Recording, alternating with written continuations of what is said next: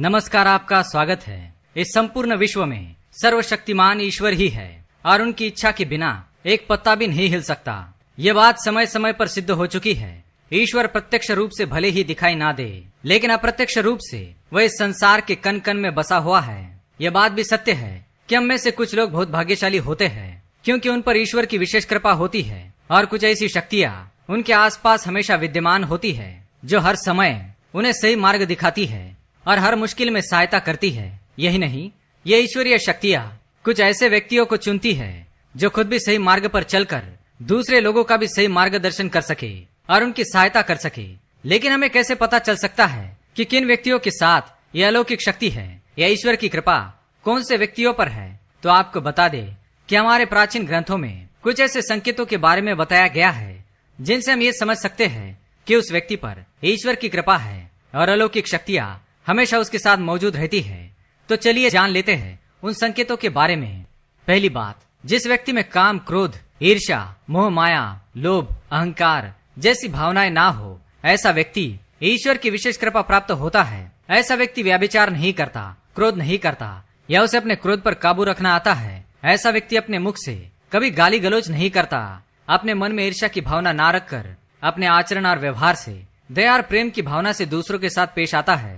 ऐसा व्यक्ति संतोषी वृत्ति का होता है, यानी कि उसे किसी भी वस्तु का अत्यधिक लालच नहीं होता है। उसे जितना प्राप्त होता है उसी में वो स्वयं को संतुष्ट मानता है। दूसरी बात, अगर किसी व्यक्ति को सपने में कई बार मंदिर या उसके आसपास का परिसर दिखाई देता है तो शास्त्रों में ऐसे व्यक्ति को भाग्यशाली माना गया है जिनको अपने सपने में ईश्वर का बार बार साक्षात्कार होता हो, जिनके साथ ईश्वरीय शक्तियाँ जुड़ी हुई होती है। केवल उन्हें ही सपने में ईश्वर दिखाई देते हैं। भगवान ऐसे व्यक्तियों को कुछ विशिष्ट संकेत भी देते हैं जिनसे वह व्यक्ति समझ सकता है कि अलौकिक शक्तियाँ हर कदम पर उसके साथ है। तीसरी बात, जो व्यक्ति अपने दैनिक कार्यों से बचा हुआ समय ईश्वर की भक्ति, आराधना और नामस्मरण में व्यतीत करता है और ईश्वर को ही सत्य मानते हुए उनकी अनुभूति करने में समर्थ होता है, वास्तव में उस व्यक्ति के आसपास एक ईश्वरीय शक्तियों का पवित्र घेरा होता है जिसके कारण उसे ईश्वर का आभास होता रहता है।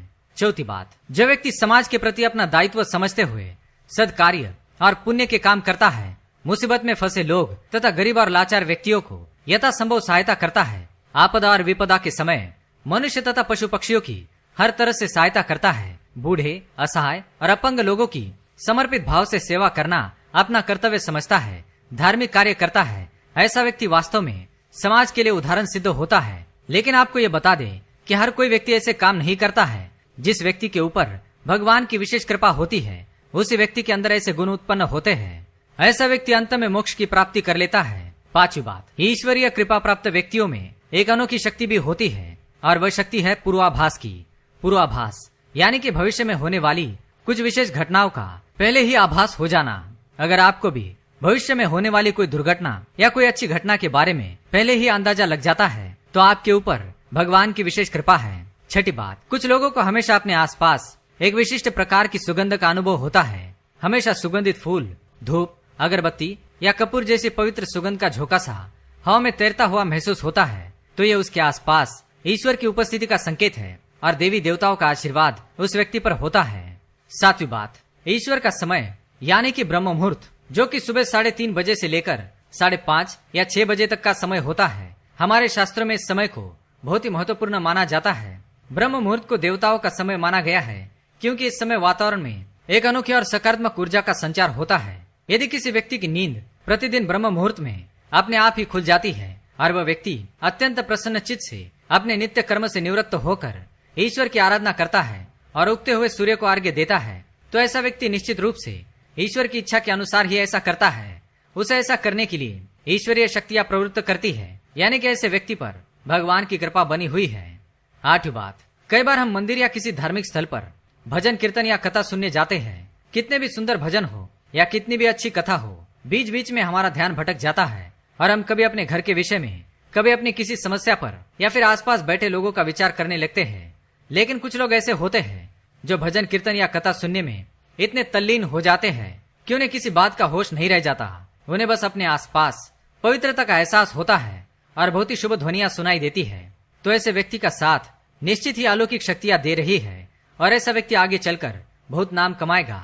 9वीं बात, जो व्यक्ति ईश्वर के चरणों में ही परमानंद की अनुभूति करता है और ईश्वर भक्ति को ही वास्तविक आनंद मानता है, ऐसा व्यक्ति ना तो कभी दुखी रह सकता है और ना ही किसी को दुख दे सकता है। ऐसे व्यक्ति का मन और मस्तिष्क हमेशा शांत रहता है, जिससे वह कभी भी सत्य और सदाचार के मार्ग से विचलित नहीं होता। यही उसे ईश्वर से मिला हुआ एक विशेष आशीर्वाद होता है, जिससे वे हमेशा समाज में मान और सम्मान प्राप्त करते हैं। तो दोस्तों, ये थे वो 9 संकेत जिनसे हमें ये पता चलता है कि किसी व्यक्ति पर ईश्वर की कृपा है।